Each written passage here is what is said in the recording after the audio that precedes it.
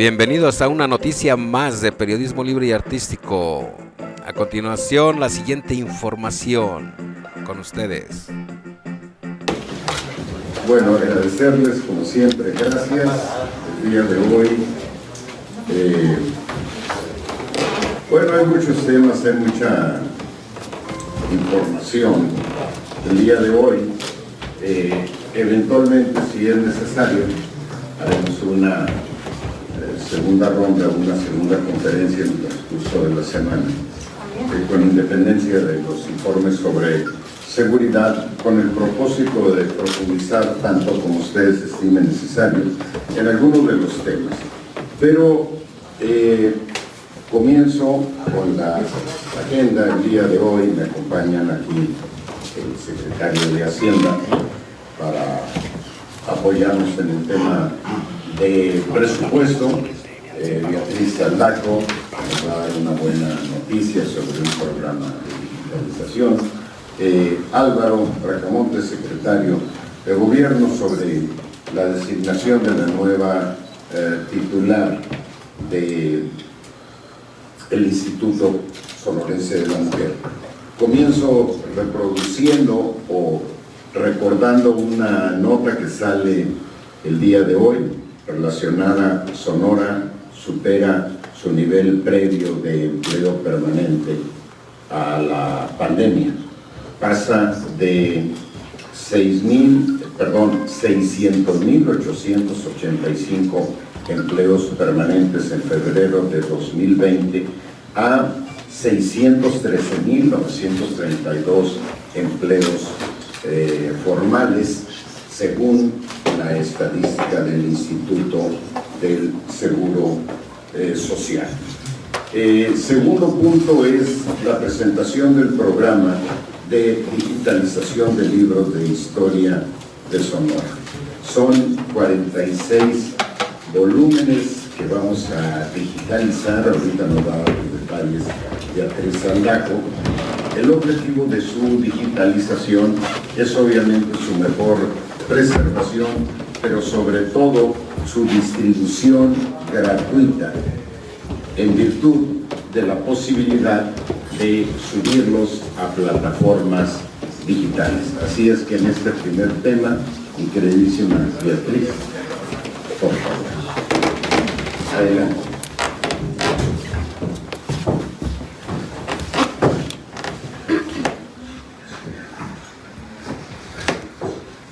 Buenos días, señor gobernador, buenos días a los compañeros que van a participar y a todos ustedes.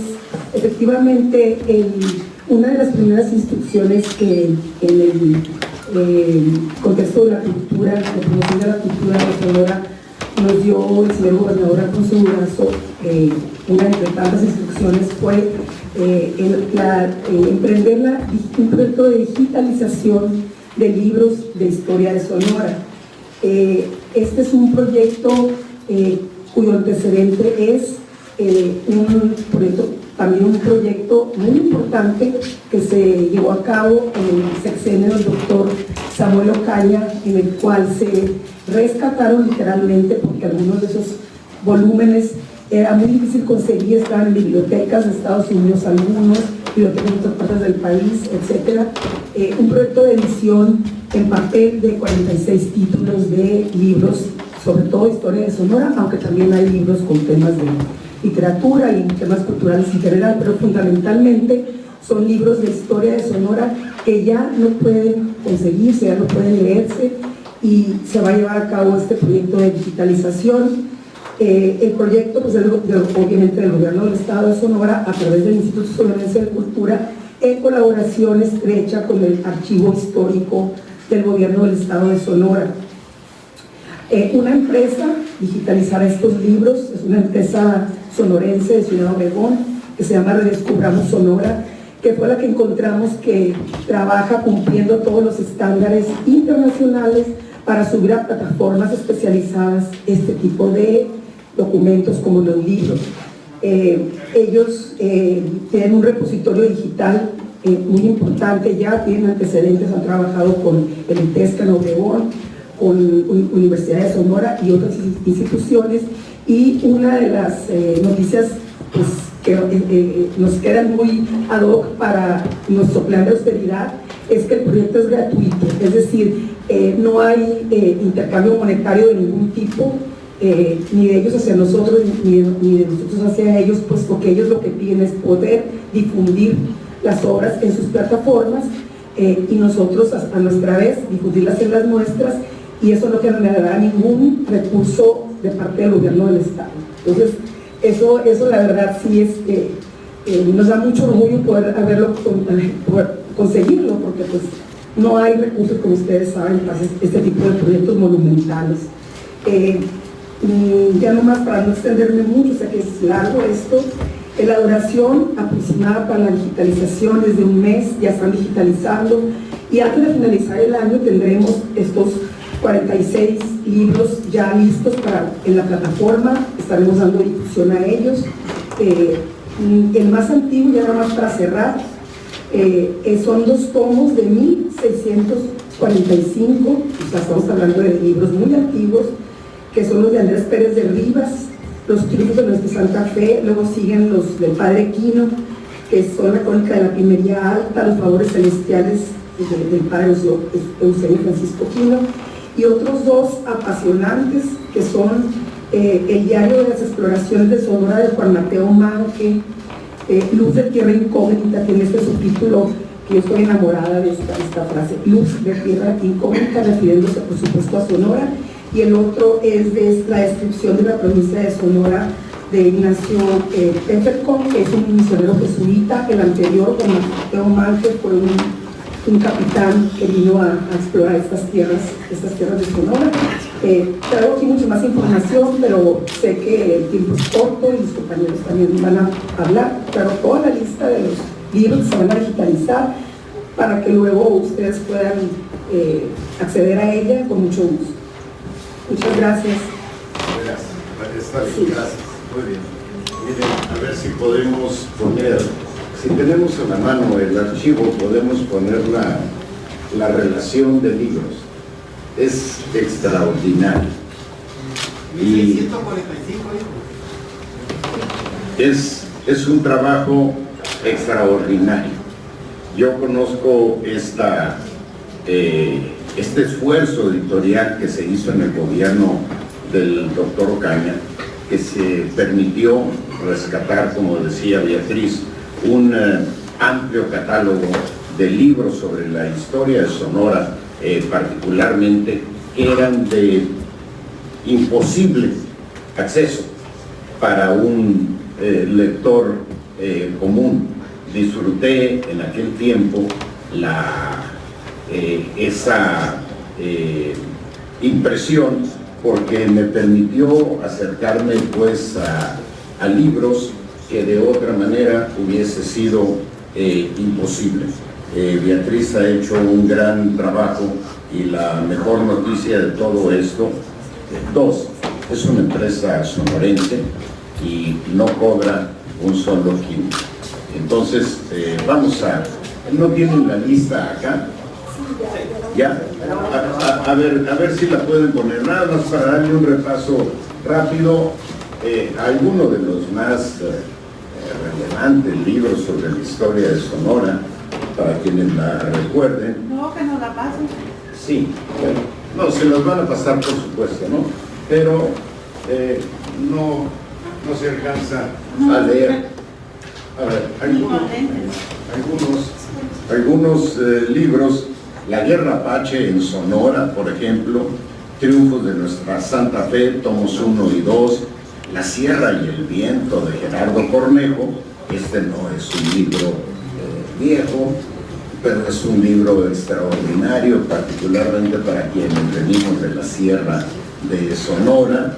Crónica Constituyente, de Juan de Dios Bojorquez, Obras Históricas, de Ramón Corral, Apuntes Biográficos, de Ramón Corral. Álvaro Obregón, 8,000 kilómetros en campaña. Los tiempos de Salvador Alvarado, La Revolución en Sonora.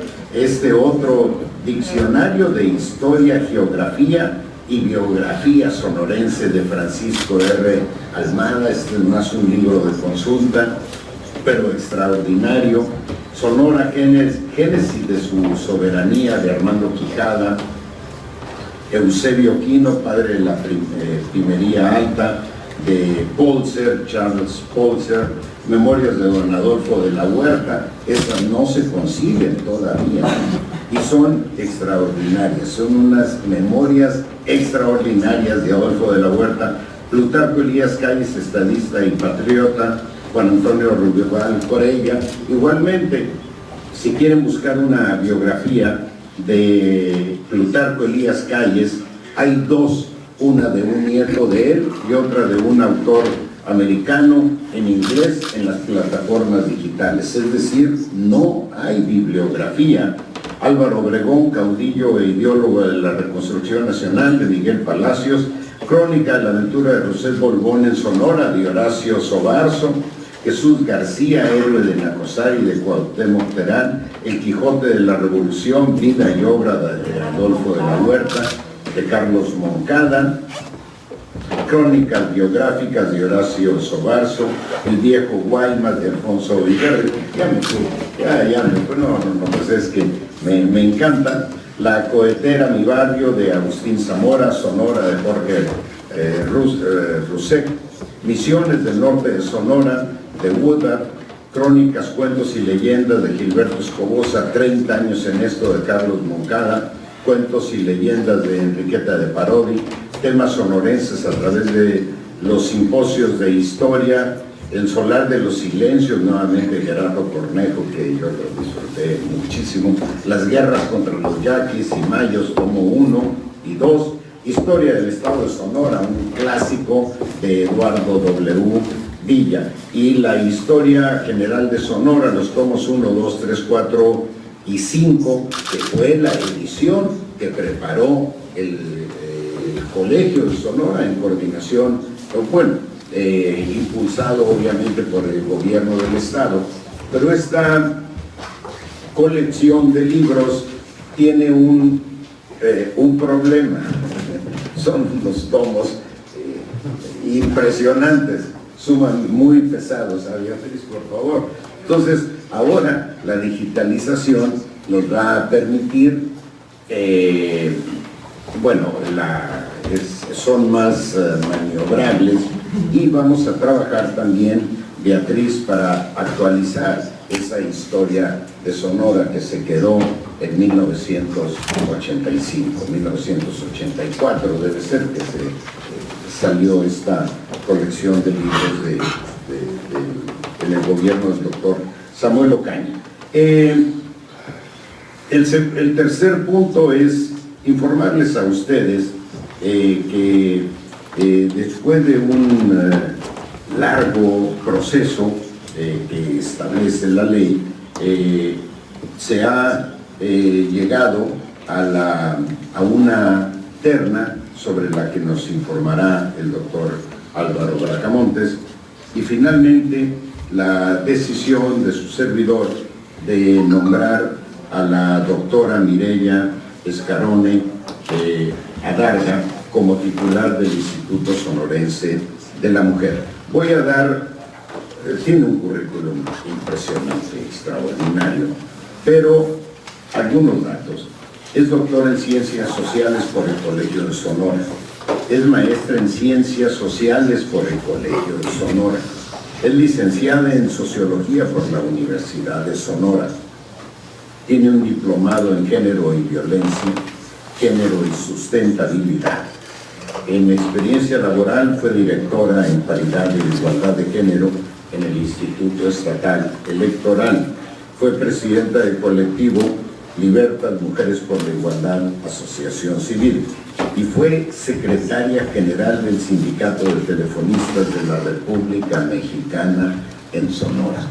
Entonces, esa versatilidad aunada a esta formación académica nos permite pues sustentar el acierto de nuestra designación o de la designación que hemos hecho de Mireya Escarone como titular del Instituto Sonorense de las Mujeres. Álvaro, ¿por qué no nos hablas un minuto sobre el proceso? Adelante.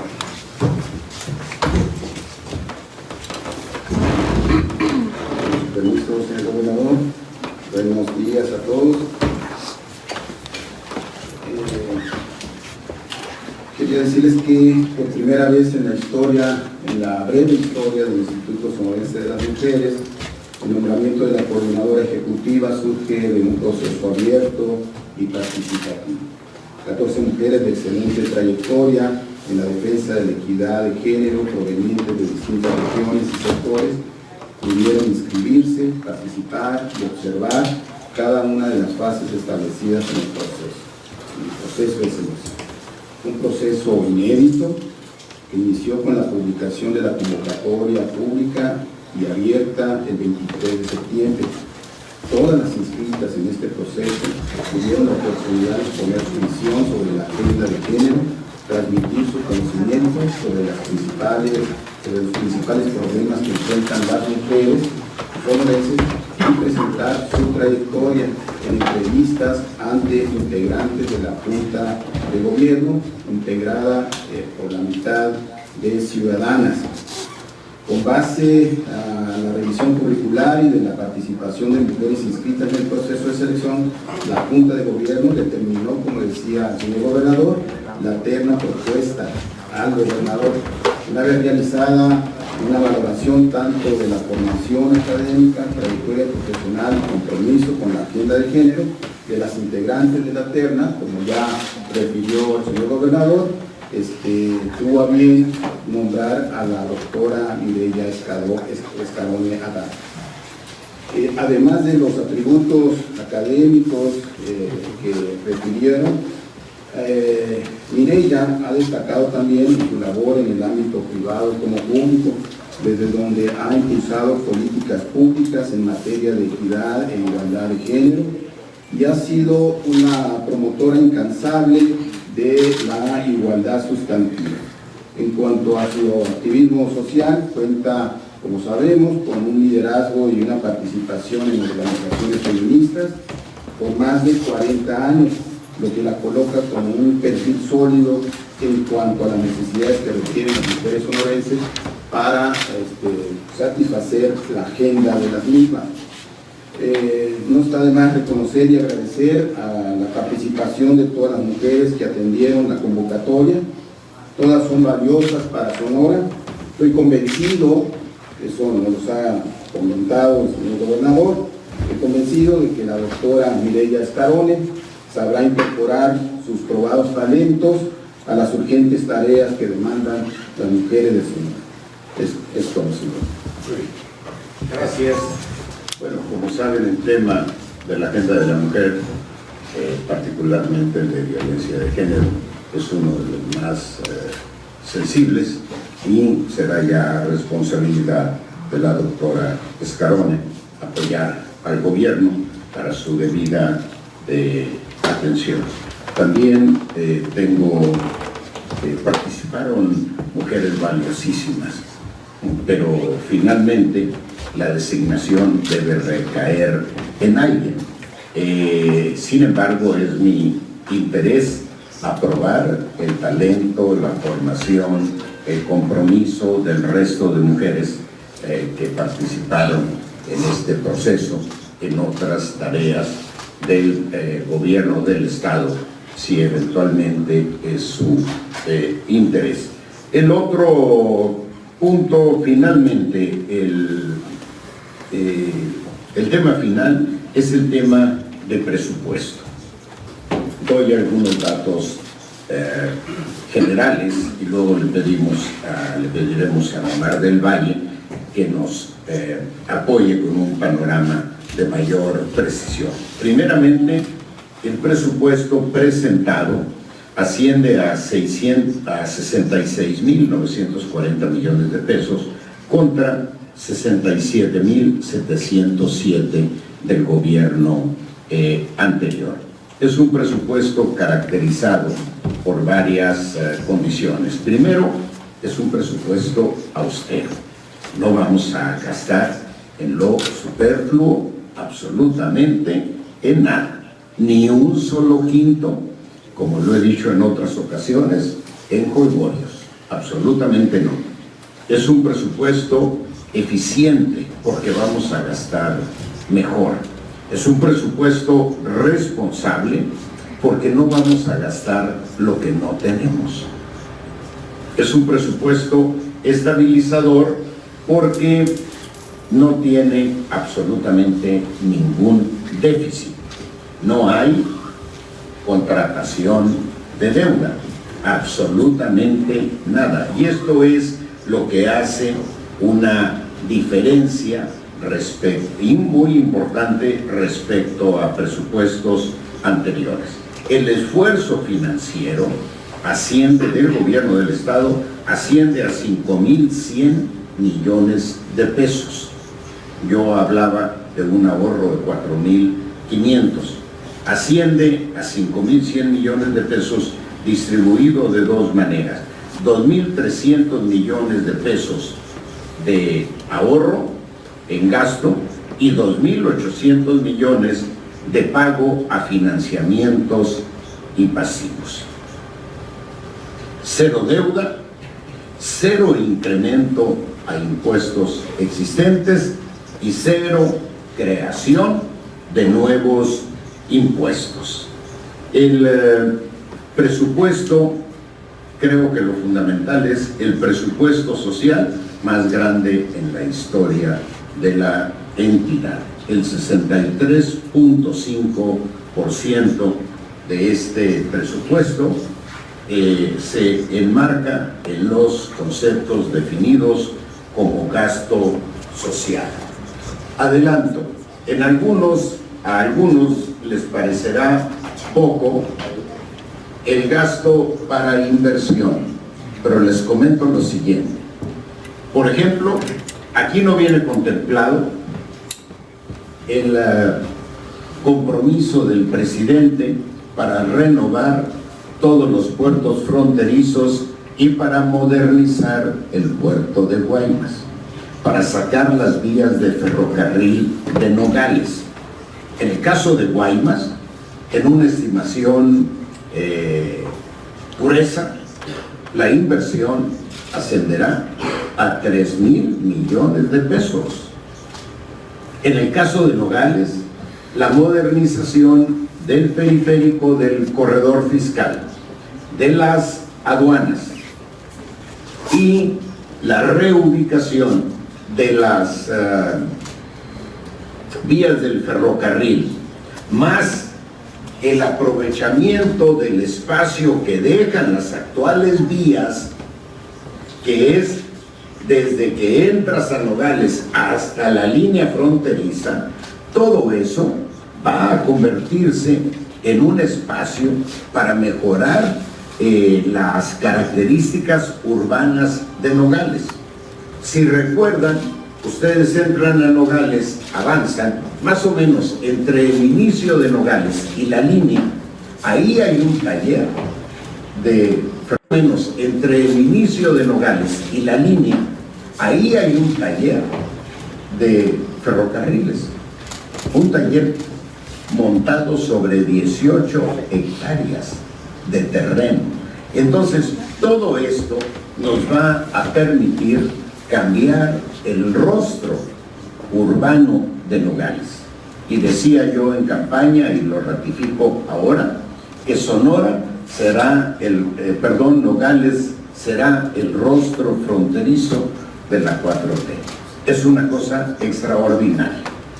No viene ahí tampoco en el presupuesto el programa de infraestructura carretera, cuya autorización tengo ya del presidente de la República para concesionarlo, y lo vamos a presentar en su momento con autoridades de la Secretaría de Comunicaciones y Transportes, porque estamos en los detalles técnicos. Pero les adelanto lo siguiente: el periférico de San Luis Río Colorado, periférico de Sonoita. En el caso de Sonoita está la renovación de la aduana, renovación total, más la construcción del bulevar Benemérito de las Américas, que va a venir de la aduana y va a desembocar en la carretera que comunica, que llega a Puerto Peñasco. En paralelo, se va a construir una carretera de 4 carriles concesionada. Se preserva, obviamente, sin cuota de cobro, la actual, y la concesionada tendrá una cuota, obviamente, de recuperación, pero será una carretera de 4 carriles que, en conjunto, la modificación de la aduana con la construcción del bulevar y la nueva carretera de 4 carriles nos va, estimamos, reducir las colas de 4, 5, 6 kilómetros que se hacen en los fines de semana largo, reducirlas a 15, 20 minutos máximo, a 200 metros. Esto es una cosa extraordinaria para la economía de Sonoita y para la economía de Puerto Peñasco. Luego viene el periférico de Caborca. ¿Les ha tocado cruzar Caborca últimamente? Bueno, pues se llevan 1 hora sin perder la carretera, pero la carretera cruza por la ciudad y no tienes opción. Atraviesas toda la ciudad, te vas hasta Pitiquito, Altar, o sea, 1 hora te echas de zona conurbada, un periférico. Luego está el periférico de Navojoa. Y creo que ahí termina sí, estoy hablando de memorias, ahí termina la infraestructura concesionada. Vamos a hacer una carretera de 4 carriles de manera progresiva de Hermosillo a Quino, pero eso va a ser con recursos ya presupuestales del gobierno del estado y del gobierno federal, y la ampliación de la carretera de Yécora a Tecoripa, para convertirla, como ahora está la carretera de Imuris a Cananea, que es una carretera que tiene 3 carriles de manera alterna, a veces carriles de rebasamiento le llaman, a veces del lado izquierdo, a veces de ida, a veces de venida, pero se le estaba olvidando una carretera concesionada de 4 carriles de Imuris a Cananea, que le vamos a sacar en el trazo la vuelta a toda la parte de la sierra. Por supuesto, preservamos la carretera que se tiene actualmente libre de paga, pero la carretera concesionada sí tendrá una cuota de recuperación. Y se me pasaba de Tecoripa una carretera concesionada de Tecoripa a Guaymas, de tal manera que en lugar de venir de Yécora a Hermosillo y luego regresarte al sur a Guaymas, vamos a tener esta carretera concesionada de más o menos 100 kilómetros. Y con ello vamos a reducir en 2 horas 30 minutos la carga o el tiempo para llegar de Chihuahua a Guaymas.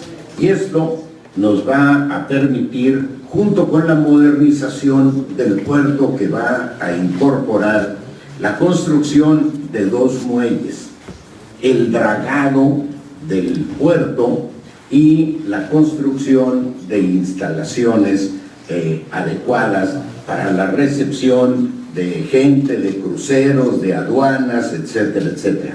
En el puerto de Guaymas, vamos a presentar luego los detalles, hay un terreno contiguo de más o menos 20 hectáreas, propiedad de Comisión Federal de Electricidad, donde estaba ahí una termoeléctrica que tiene 20 años sin uso. El presidente López Obrador ha autorizado sumar esas 20 hectáreas que son oro molido en el puerto a todo el plan de modernización del puerto.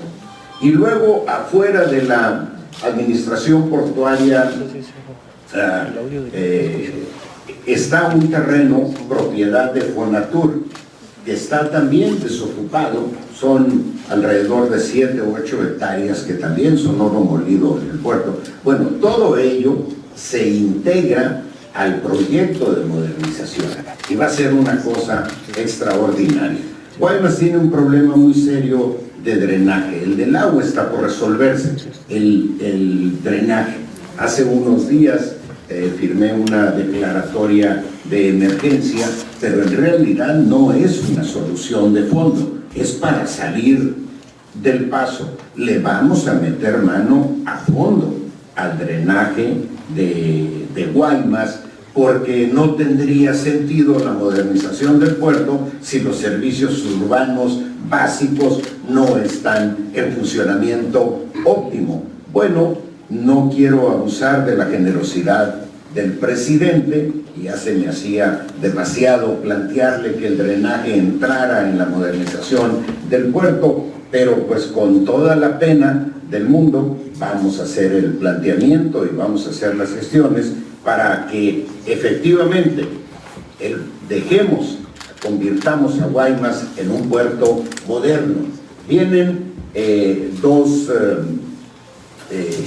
muelles y 2 grúas de las más modernas estimamos, nuestro proyecto es que en el transcurso de 3 años podamos mover 2 millones de toneladas de carga anuales.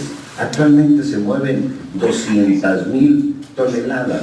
Lo he dicho en otras ocasiones, el grano del sur de Sonora sale por Mazatlán.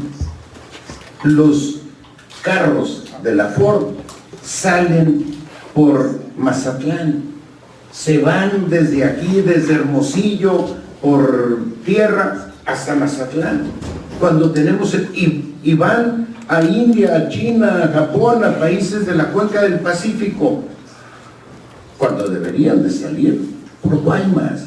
Yo les digo, nada más con el grano y con los carros de la Ford cumplimos la meta de 2 millones de toneladas al año, nada más con eso. Entonces creo que me quedo corto, pero no quiero morderme la lengua más adelante. Prefiero incrementar la meta a una cifra mayor.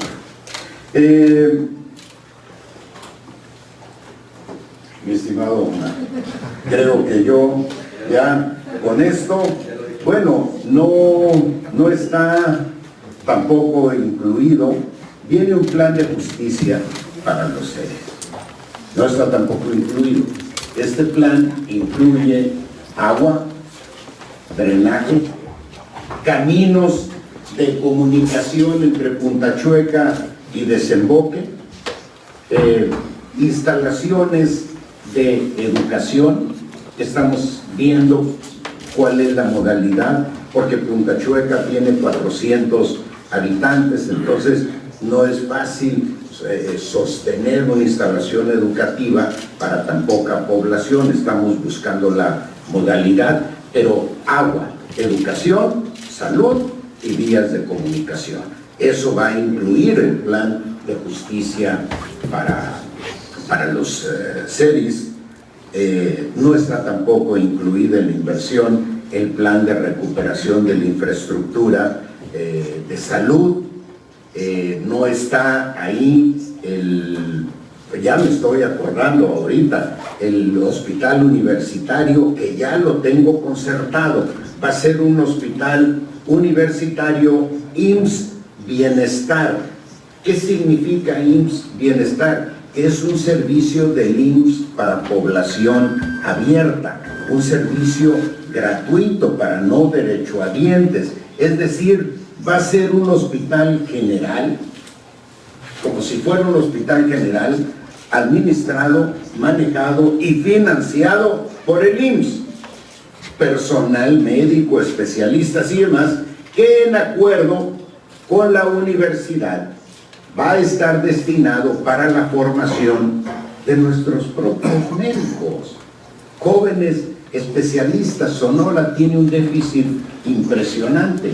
De memoria les diré que son 460 especialistas el déficit en el Estado. Necesitamos formarlos. Y ese va a ser el espacio natural en acuerdo con la universidad. Y así vamos a ir acomodando poco a poco las piezas para que las cosas nos salgan bien. El apoyo, el programa de inversión, modernización del puerto de Guaymas, más la modificación de la frontera, si incluimos las vías del ferrocarril, va a ser una inversión en el transcurso de un año y medio, 2 años a más tardar, de 8 o 10 mil millones de pesos. Entonces va a ser excepcional. Jóvenes, eso no viene en el presupuesto. Omar, y luego ya. No sé cómo tienes dudas, no me lo explico. Está bien, adelante. Adelante. Adelante. ¿Cuánto tiempo tengo? Bueno, antes que nada, muchas gracias, buenos días. La parte gruesa ante el Congreso, la parte amplia ante el Congreso, la síntesis aquí al Y nada más aprovechar la venia y hacer una invitación a que se sumen a las actividades de buen fin que estamos llevando a cabo en recaudación para los contribuyentes que no están al día, que puedan aprovechar los descuentos que se tienen por recargos hasta el 100%. Así que, ¿no? Bien, muchísimas gracias. En temas menos serios, en el tema del presupuesto, como ya lo comentó el gobernador, el presupuesto que se presentó el día de ayer en tiempo y forma al Congreso son 66.940 millones de pesos. Efectivamente es un presupuesto menor al proyecto presentado y autorizado en 2021. Con respecto a eso se tiene que hacer la comparativa, no con respecto al presupuesto modificado o ampliado en el año en curso. Es con respecto al proyecto autorizado 2021, donde se llevan a cabo esta disminución. ¿Por qué la disminución o por qué es un presupuesto menor? Particularmente porque no se están incorporando fuentes de financiamiento extraordinarias, como son fuentes de deudas de corto plazo, ni tampoco financiamientos vía proveedores, que son fuentes tradicionales que del 2015 al 2020, incluso 2021, se estuvieron aplicando para financiar las necesidades de gasto corriente y gastos de inversión que tiene el Estado. En comparación, para atender las necesidades que tiene el Estado, lo que ha indicado el gobernador, que nos indicó cuando iniciamos la administración, es hacer un gran ejercicio de ahorros en gasto operativo, de tal suerte que el ajuste en los gastos de servicios generales, servicios personales, materiales y suministros, entre otros ahorros de distintas entidades, pues pueda ser destinado a cubrir necesidades particulares de nuestro Estado en materia social, en materia de infraestructura, en materia de seguridad, en materia institucional. Sí es importante mencionar o ampliar lo que comentó el gobernador. Este es un presupuesto histórico donde de un año a otro se presentan ahorros de 2.300 millones, y cuando él habla sobre el esfuerzo financiero total es lo siguiente: en 2022 parte de los ingresos que vamos a tener los vamos a aplicar en 2 conceptos importantes, o en 3 conceptos. Uno, pagar la deuda de largo plazo que está contratada, que son más de 22.000 millones de pesos al día de hoy. 2, cubrir pasivos de ejercicios fiscales anteriores. Y 3, cubrir financiamientos para cubrir la parte del déficit del año en curso. Y eso genera un costo de oportunidad a la sociedad sonorense. Por eso la propuesta del ensayo del presupuesto del próximo año es evitar a toda costa el financiamiento de corto plazo y financiamiento vía proveedores. Que como cualquier persona que pudiese trabajar en un abarrotes, en una empresa, el contar con una línea de crédito es buena, porque cuando tienes una falta de liquidez jalas de ahí, cuando te pagan los acreedores, pues cubres la parte de la deuda a corto plazo y te sirve para cubrir. Sin embargo, en el tema de finanzas públicas no es necesariamente así. Lo que se generó en años previos al día de hoy es un cúmulo de déficit, que lo hemos mencionado repetidamente, que lo estamos atendiendo y eso queda en el registro. Pero también hay un cúmulo de pasivos registrados de adeudos, que son adeudos fiscales de años anteriores, del 2015 al 2020 y otros más atrás, que al día de hoy suman más de 2.600 millones de pesos. Entonces, esos pasivos reconocidos institucionalmente en función del precio, que se han entregado los servicios y que legalmente se han constituido de manera adecuada, se tienen que reconocer. No es deuda de largo plazo como es el financiamiento bancario, pero es un pasivo que tiene el Estado. Y el próximo año, con los recursos que vamos a tener, 1.105 millones de pesos están destinados a lo que comúnmente se llama ADEFA, que es adeudos de ejercicios fiscales anteriores. Y otra parte importante va a la deuda de largo plazo, que tan solo el próximo año vamos a pagar 1.500 millones de pesos de deuda de largo plazo, particularmente intereses, capital muy poquito. Entonces, cuando hablamos del esfuerzo financiero de 2022, por una parte es reducir gastos de operación para destinarlos en su mayoría al presupuesto social, al presupuesto de inversión, al presupuesto de políticas de seguridad y desarrollo institucional. Pero otra parte hay un costo de oportunidad que sí tenemos que reconocer, es dinero que no podemos aplicar para las necesidades más importantes de nuestro Estado, porque vamos a pagar financiamientos. Eso es, en términos generales, la parte de los presupuestos, pero quiero mencionar lo siguiente. Efectivamente, el presupuesto de ingresos, los ingresos propios del Estado, los que tenemos por recaudación, han disminuido en términos reales en los últimos 3 años. Es decir, generamos menos por recaudación. En términos nominales crece, pero en términos reales, contando por inflación, tenemos menos ingresos propios. Entonces tenemos una recaudación efectiva menor del 60%. Entonces tenemos que hacer una tarea fundamental, por eso invitarles al Buen Fin, para que participen de él y no se generen esos adeudos. Pero es un tema muy fundamental porque nuestros ingresos propios representan menos del 10% de los ingresos totales. Entonces, ¿qué pasa en los años previos? Hay este tamaño de ingresos, pero hay necesidades de este tamaño. Bueno, se incrementan los ingresos vía financiamientos y vía proveedores, pero eso genera déficit y pasivos. Y se va haciendo una bolsa tan grande como la que les hemos explicado desde el principio de esta administración. No hay nuevos impuestos, se mantienen los incentivos fiscales del impuesto sobre la nómina para el sector agropecuario, no se incrementan los impuestos, se actualizan en términos reales algunos derechos por temas de inflación, pero en la parte de ingresos sí es importante mencionarles que históricamente el presupuesto del próximo año vamos a pagar menos de 5.000 millones de pesos de deuda.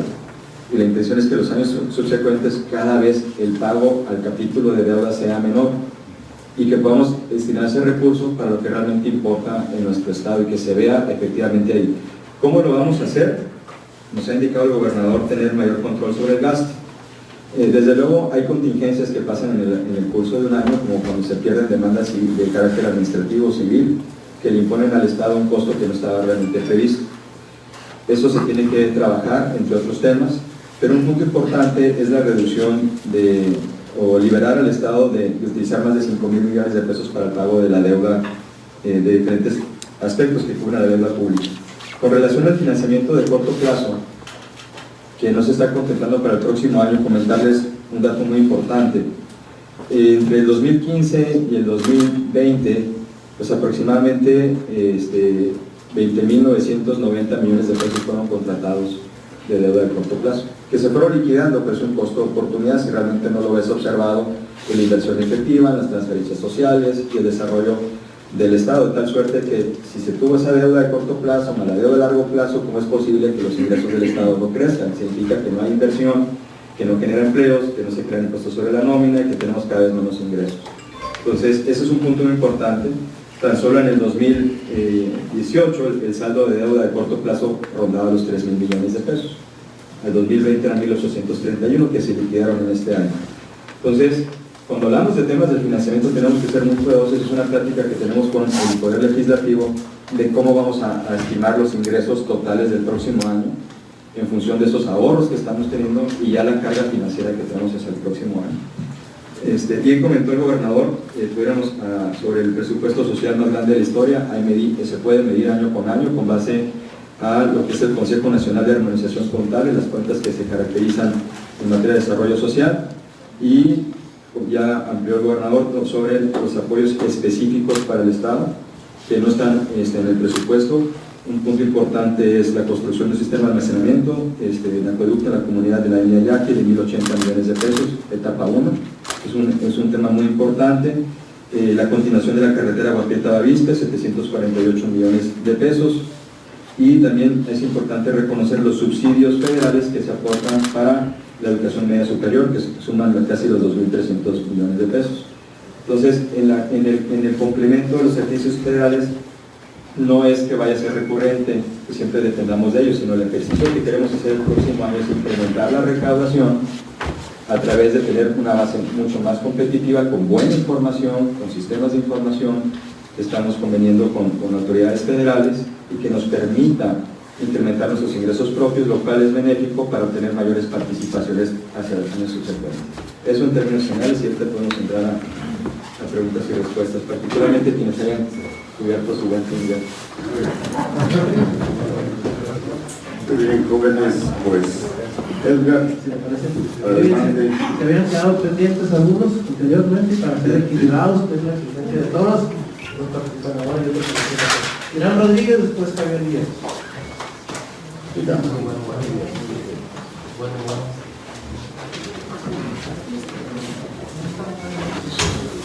Bueno, Capela, gobernador y al secretario de Hacienda, hay varios congresistas que la semana pasada, incluso de Morena, pues estaban en la cuestión del pataleo por el rebane del presupuesto que se va a dar al Congreso. Estuvieron haciendo pues ese acto y la pregunta es cómo va la propuesta. Así se va a dar, no se le va a cambiar absolutamente ninguna coma, o si va a haber pues alguna negociación ahí con los congresistas. Esa es una. Y la otra, en el tema de bibliotecas, gobernador, ahí en el Instituto Municipal de Cultura y Arte de Hermosillo, en el INCA, hay un programa de apoyo a lectura que hacen las bibliotecarias de ahí.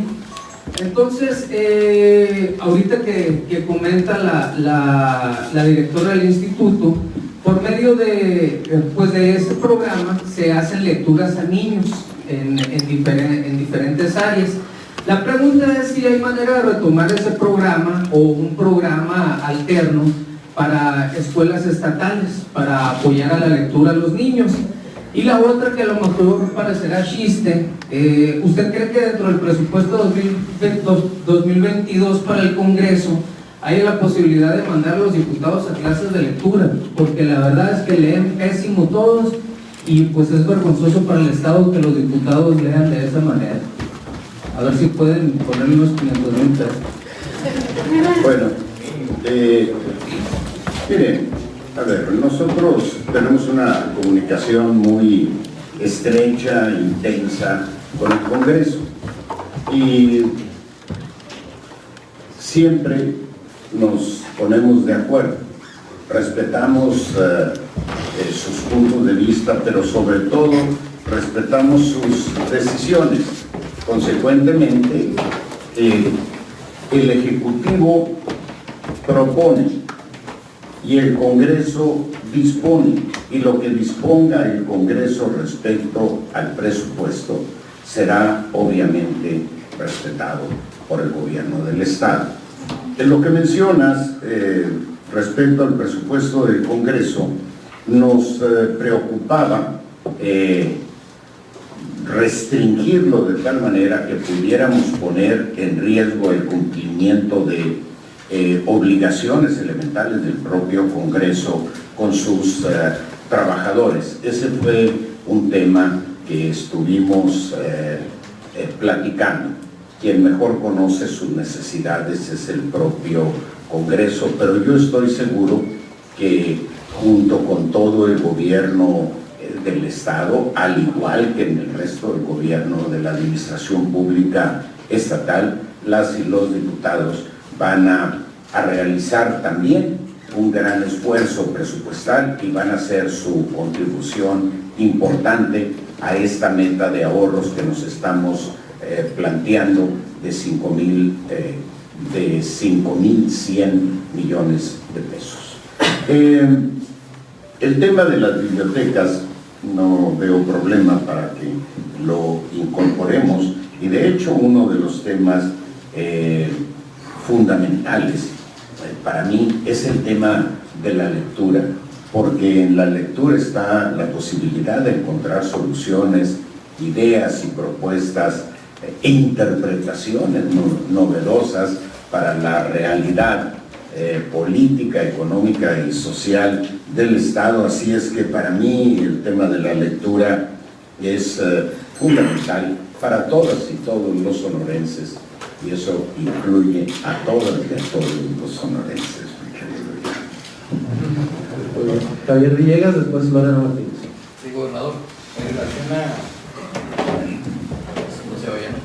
en relación al presupuesto de 69.940 millones de pesos. Javier, perdón, es importante que se escuche para que la transmisión se pueda escuchar.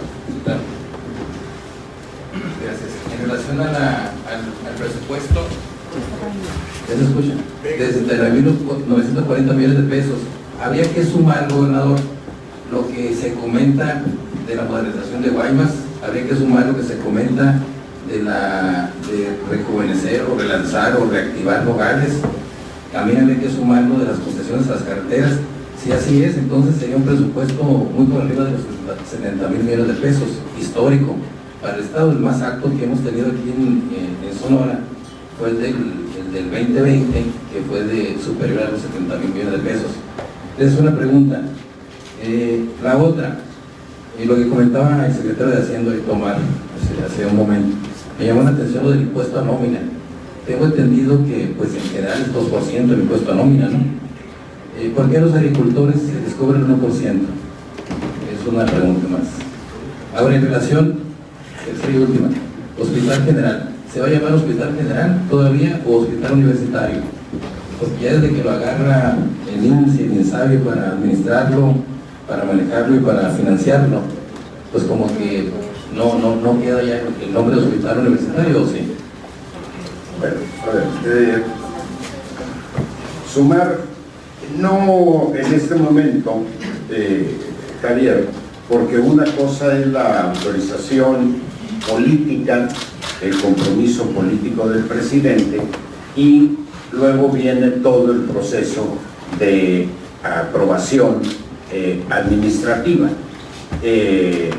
Va a ser un proceso muy rápido en virtud de que los fondos provienen de un fideicomiso precisamente de aduanas, de la Administración General de Aduanas, lo cual facilita todo el procedimiento.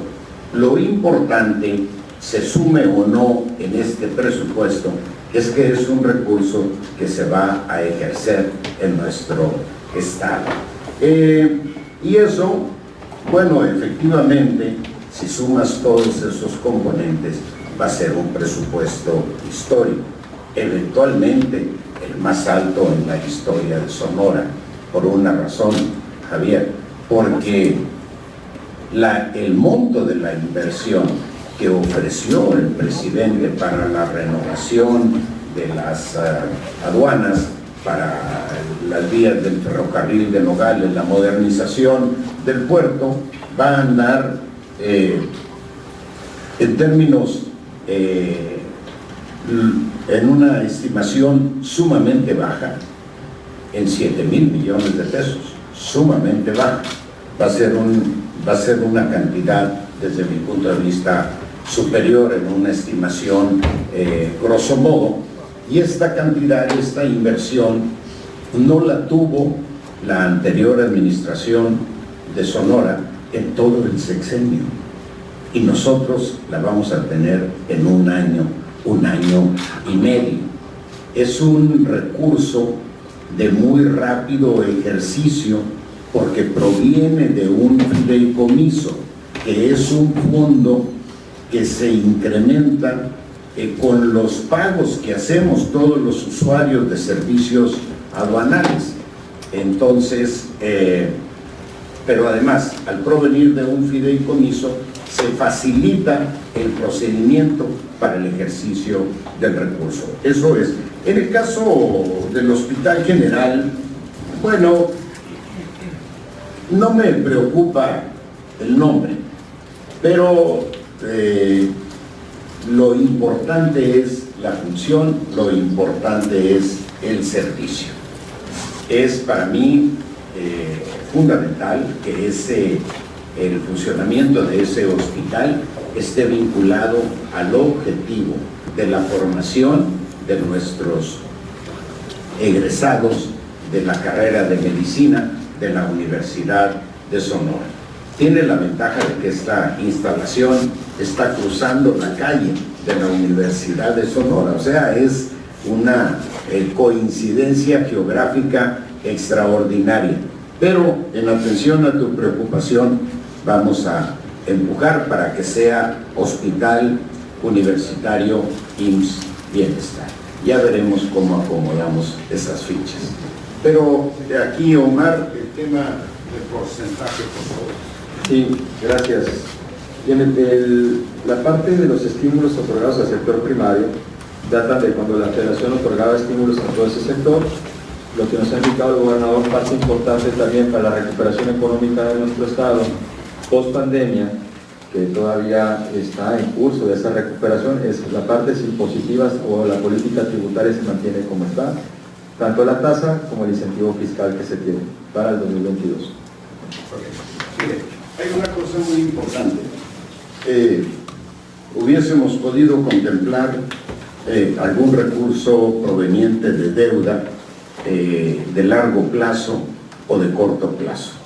No vamos a pedir la comprensión de las y los sonorenses para una medida de esta naturaleza, mientras con lo que tenemos no demos resultados, mientras que no vean que nuestro gobierno es auténticamente austero, es auténticamente honesto, es eficiente, es eficaz, y que cada quinto que nos den está siendo usado de la mejor manera.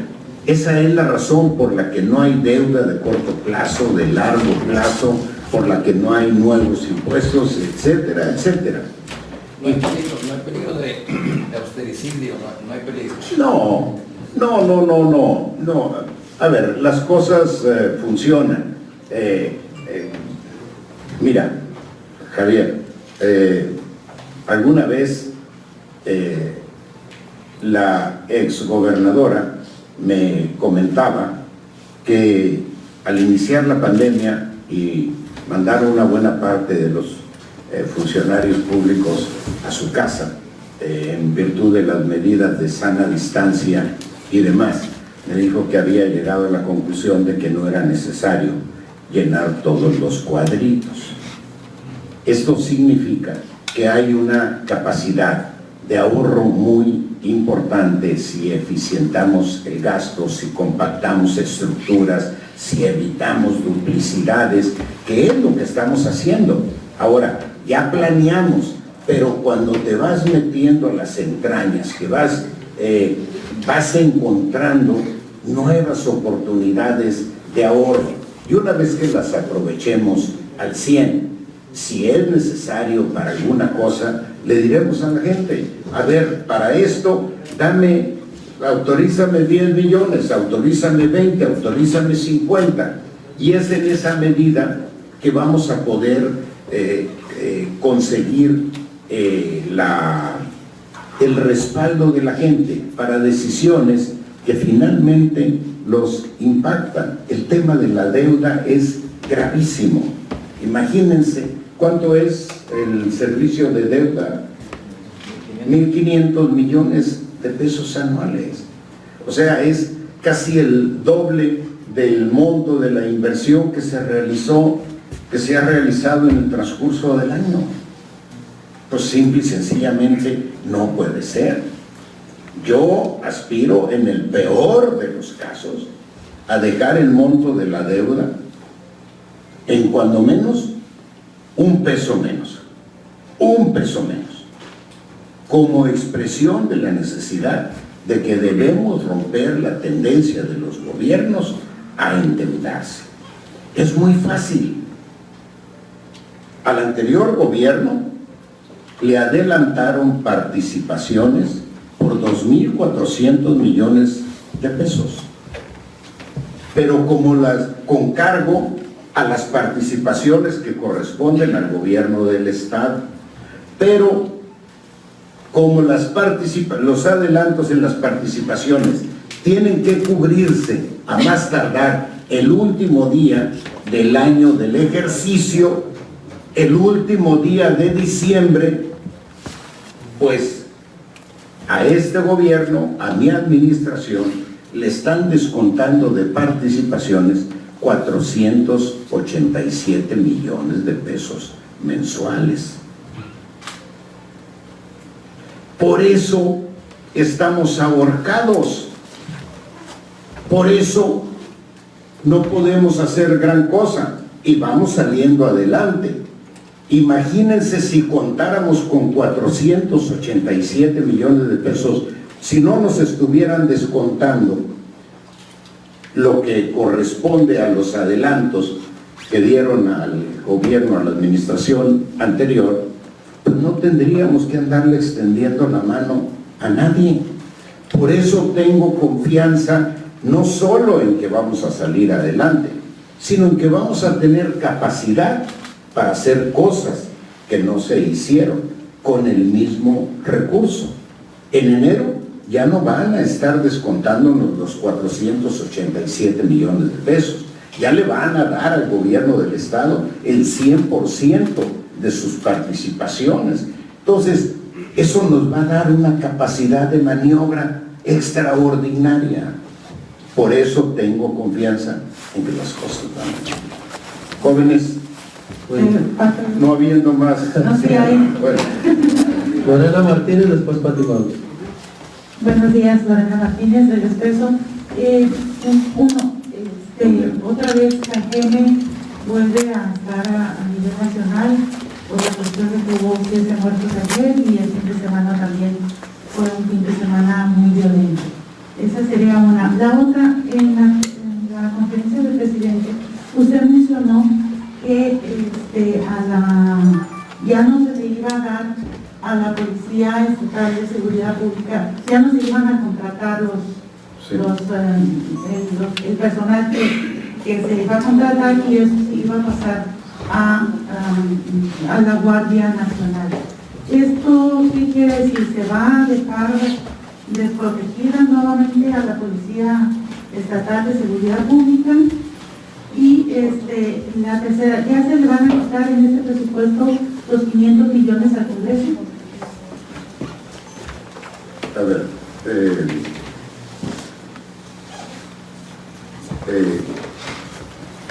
bueno, el fin de semana, efectivamente, el domingo y lunes fue un fin de semana difícil en Obregón. Nuevamente se dispararon a 8 el número de homicidios. En la información preliminar que tenemos destacan antecedentes penales, penas de prisión, etc.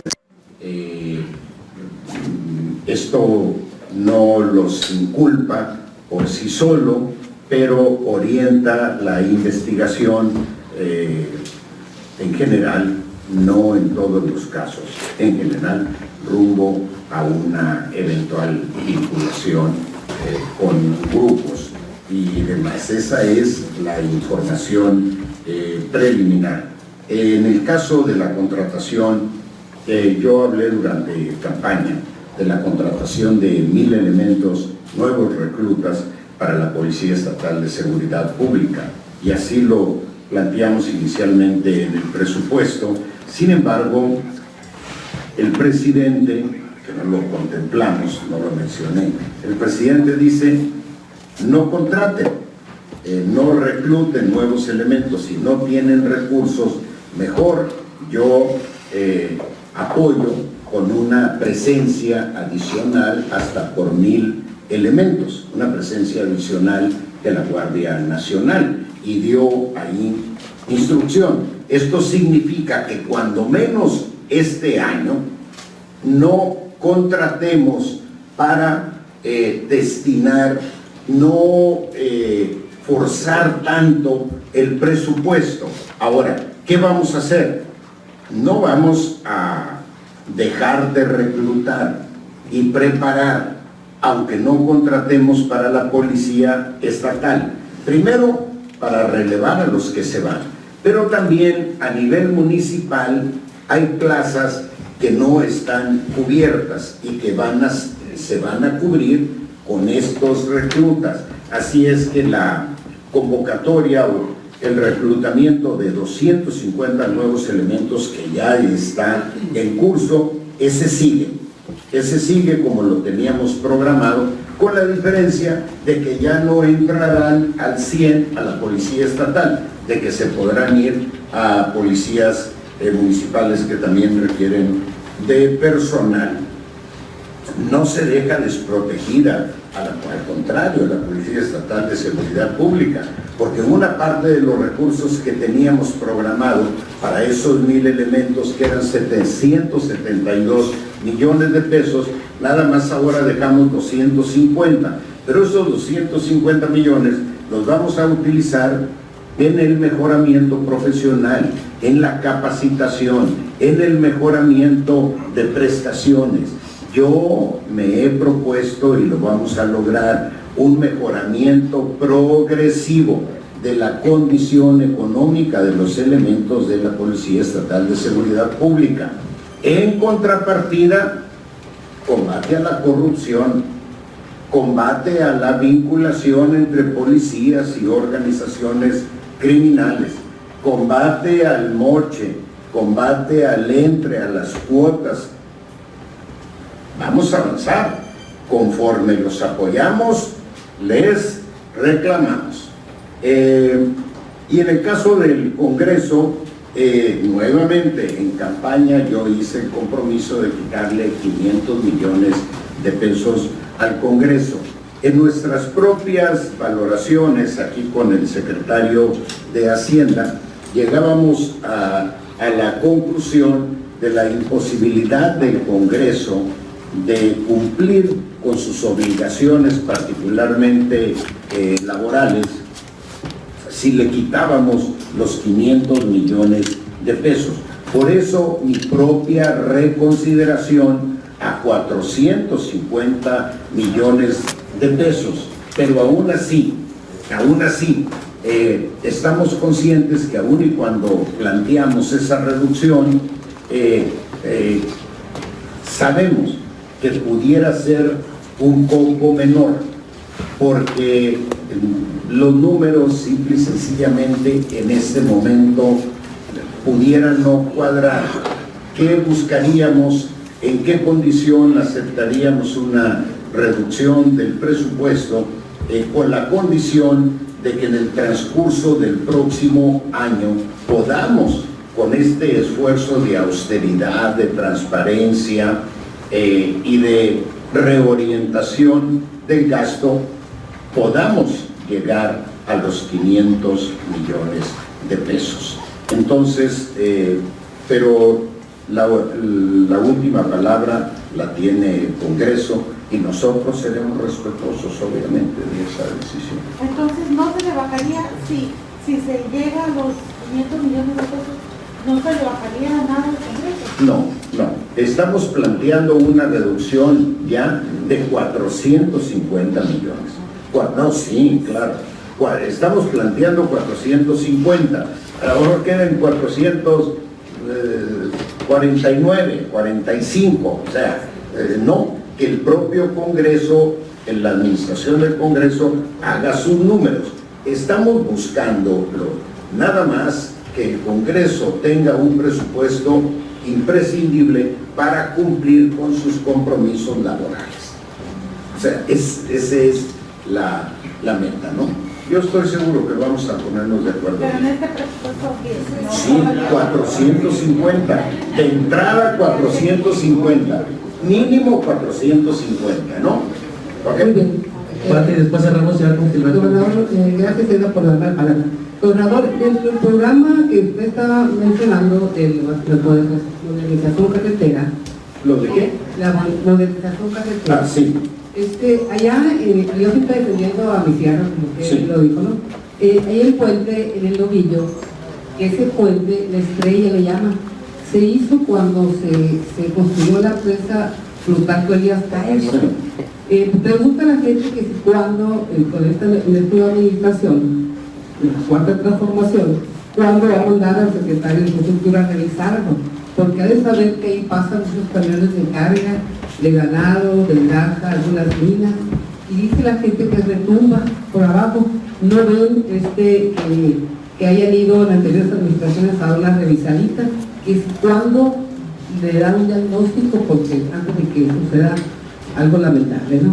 Esa es una cuestión. La otra, cuando vino el presidente, ahora recientemente, creo que ya lo invitó a la sierra, allí en Coral. Sí. Pues le informo que hay una petición que le hace la gente del municipio de Zaguaripa. Hay una comunidad que se llama el Tacopeto, el Valle del Tacopeto, que ahí, señor gobernador, hay una placita donde hay 5 columnas en homenaje a varios próceres de la historia de México. Está en la columna del general José Esteban Coronado, que ahí nacieron.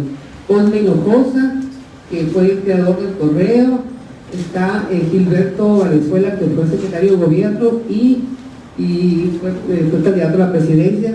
2 generales, Belisario y Juan Antonio García, que si invitara al presidente, creo que iba a estar encantado de ir, porque el general le gusta la historia, le encanta. Con Esteban Coronado, el general fue uno de los hombres de confianza de Benito Juárez, y ahí nacieron, de ahí salieron.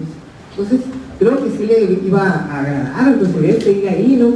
Y darle una remoladita a la plaza. Las columnas están deterioradas, y esa es la petición que le traigo de la gente de la comunidad del Valle de Tacopeto. Gracias, gobernador. Ok, a ver, en el caso del puente, le pido aquí regístralo al ingeniero Heriberto Aguilar, que hagan una revisión técnica, que envíe a sus ingenieros y que hagan una valoración.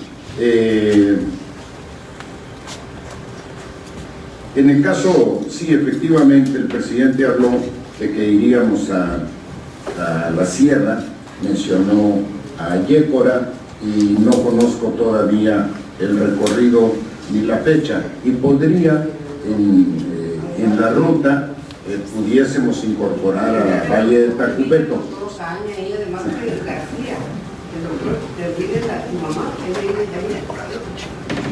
y ahí con Daniel Uriel y el doctor, y la gente y el presidente.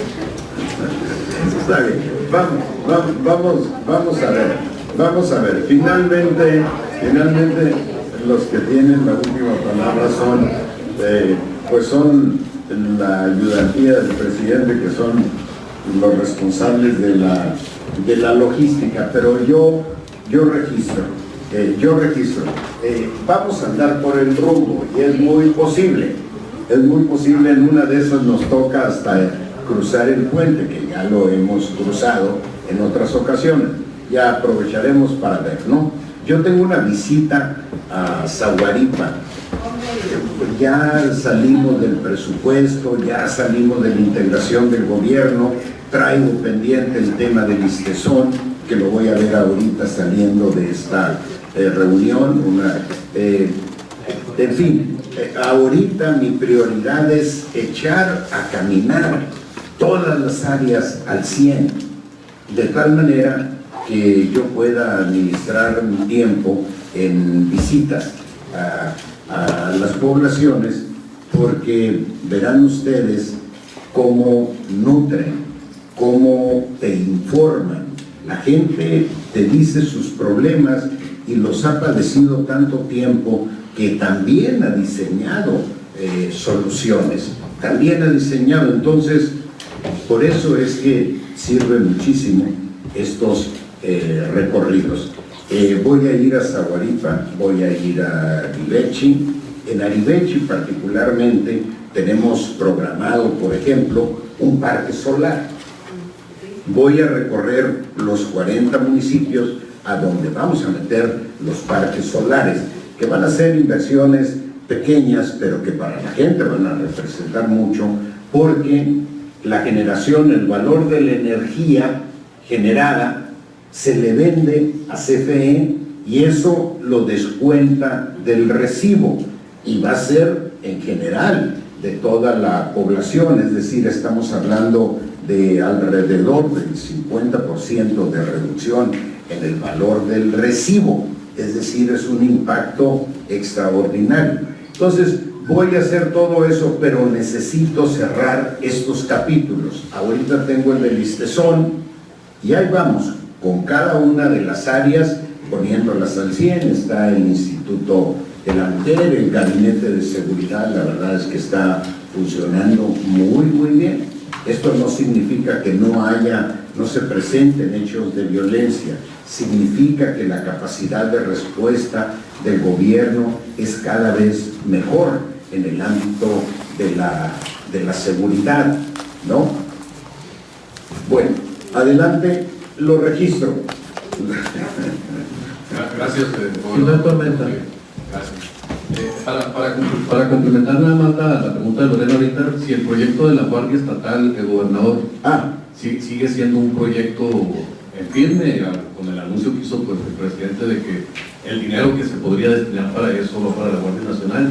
Y también este fin de semana, gobernador, se hizo una polémica con un programa municipal que le llamaban Policía a Bordo, que supuestamente la Dirección del Transporte lo había suspendido de un día para otro. Ya vio algunas declaraciones del libro del Castillo ahí de que no habían sido ellos. Mi pregunta en ese sentido es si las direcciones estatales deben trabajar en coordinación con las policías municipales cuando de seguridad se trata, en este caso a los usuarios del transporte. Y la última, gobernador, mencionó ahorita en su presentación del presupuesto, y lo dijo usted así, que fuera Holgorios, y viene diciembre y sus posadas. La pregunta es si entonces es un mensaje a toda la estructura del gobierno de que se abstengan de esos festejos navideños que pues, año con año se hacían, a excepción de estos años no pasados, pero por un punto de la pandemia. A ver, comienzo con este último punto. Se cancelan los holgorios, salvo aquellos que tengan un beneficio social. Por ejemplo, si vamos a tratar de empujar el turismo en la sierra, pues tenemos que acreditar esos eventos anuales, como decía la Feria Talabartera en Moctezuma, pues tenemos que meterle holgorio, tenemos que apoyar con holgorio, con música, con promoción, hasta que la propia consolidación del evento dé para salir adelante por sí solo. En ese tramo lo vamos a apoyar. El tema de las posadas, el tema de las cobijas, el tema de despensas, el tema, todo eso lo vamos a continuar. No son soluciones de fondo, pero en tanto la solución de fondo es generar empleo justamente remunerado. Pero en tanto eso sucede, hay gente que tiene hambre. Y lo digo sin que nos pongamos colorados, porque hay hambre. Entonces, a esa gente, en ese momento no está pensando en un empleo, está pensando en un taco. Una torta del Chavo. En una torta. Bueno, vamos a continuar con esos programas sociales. Y no solo vamos a continuar, los vamos a reforzar, particularmente en el sur del estado, que entre paréntesis no están contemplados los caminos para vincular a las comunidades indígenas del sur del estado con carreteras, que son tramos de 2, 3, 4, 5 kilómetros. También ya está aprobado el programa por el presidente, ya estamos trabajando en eso. Entonces, hay comunidades que están a 3, 4, 5 kilómetros de una población que tiene carretera, y yo entiendo el valor de eso. En el caso de la carretera de Agua Prieta Bavispe, imagínense, desde 1970 está el proyecto, nada más que cuando llueve son 6 horas, 7, y cuando no llueve pues son 5. O sea, 5 es una ganga. Nada más que va a quedar a 1 hora y media, 1 hora 45 de Agua Prieta. Tulzón va a quedar a 3 horas y media, 3 horas 45. Claro que nuestros paisanos que ahora viven en Tucson, en Phoenix, se van a venir y van a dinamizar la economía de esos pueblos. En una segunda etapa, ya me metí en cosas pero pues me tocaste el rumbo. En una segunda etapa vamos a conectar, vamos a hacer una carretera de 20 kilómetros, va a ser costosa porque es pura sierra, para conectar a la carretera Agua Prieta-Bavispe con el fuste, y ya vamos a quedar en comunicación con Chihuahua. Chihuahua puede hacer o no la carretera, vamos a trabajar con ellos para que también hagan su parte, pero en el peor de los casos, la parte de la sierra está en Sonora, el fuste, tú bajas y ya son los llanos de Chihuahua, son llanos planos que hay problemas cuando llueve, y en el invierno la nieve, que también pues ahí sí dificulta la comunicación. Pero vamos a hacer eso, porque yo tengo mucho interés en el fortalecimiento del puerto de Guaymas, y el puerto requiere comunicación con Chihuahua, porque es la salida natural de toda la producción de Chihuahua, y también la playa natural de Chihuahua, pues ¿cuál va a ser? Pues va a ser Sonora. Entonces, eso va a darle un impulso al turismo extraordinario. Eso es lo que estamos buscando. Ya que me fui por el rumbo, también se suspende la comunicación cuando en las grandes nevadas, ahí en Agua Prieta, en el puerto de San Luis.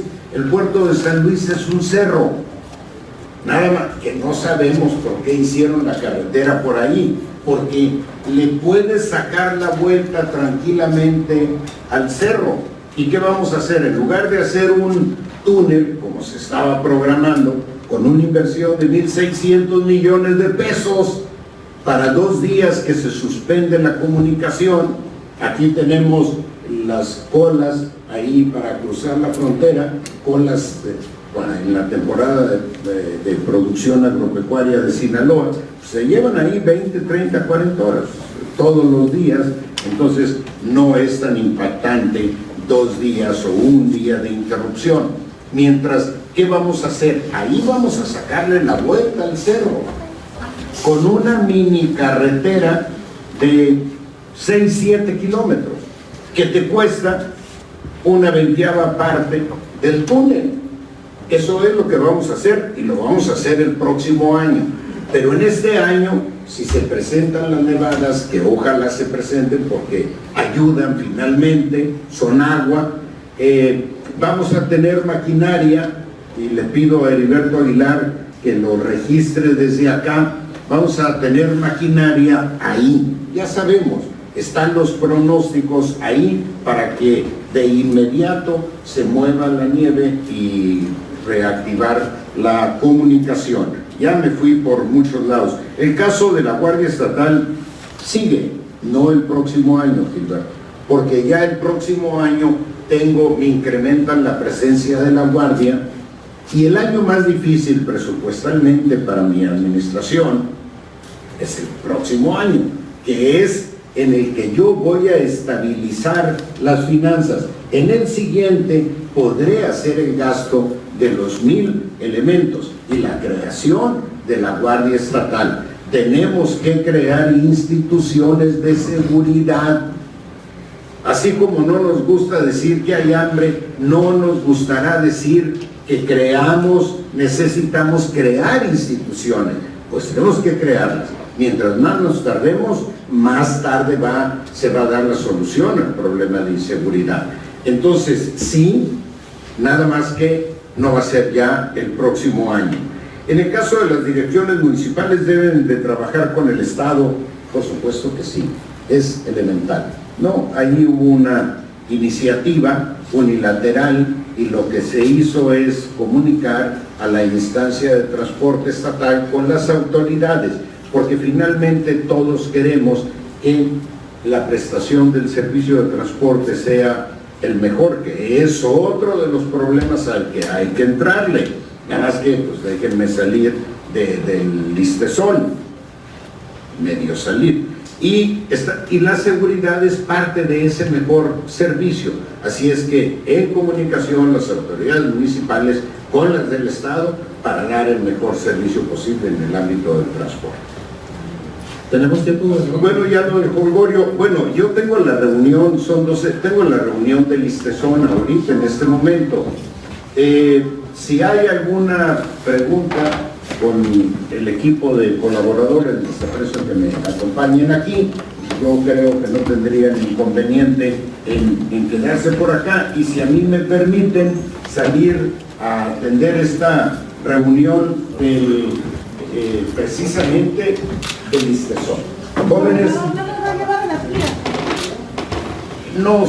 nos organizamos. Mira, es un poco complicada la logística, pero encantado de que hagamos un programa rotativo, ¿no? Y bueno, esperamos que les haya agradado esta noticia, esperando que la disfrutaran, y como siempre, la última palabra la tienen ustedes.